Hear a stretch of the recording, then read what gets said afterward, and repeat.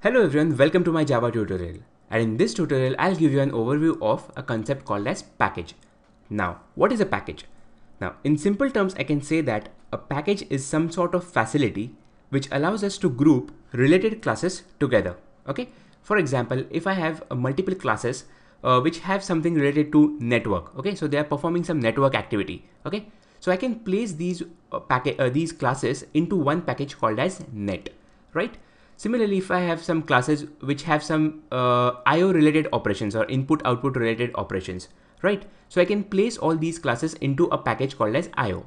So it is basically what a package does is it groups related classes in one place. Okay. Now, a package mainly contains classes and other packages, right? So mainly it contains classes only, but we can also create other packages inside a package. Okay, right. Now, um, every Java class which we create, it will be a part of some package. And if we don't specify any package for that class, then it will be a part of a default package. And as you can see in all my programs so far, I haven't specified any packages for my classes, right? And as a result, all my classes are part of the default package. Okay.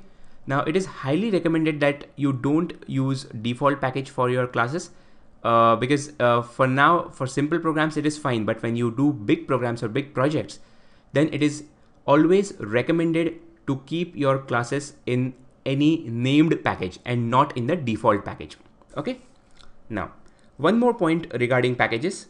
Like for example, in a class, we can't have two variables of the same name or two methods of the same name, right? Similarly, inside a package, we can't have two classes of the same name. Okay. So that's it from my side over here.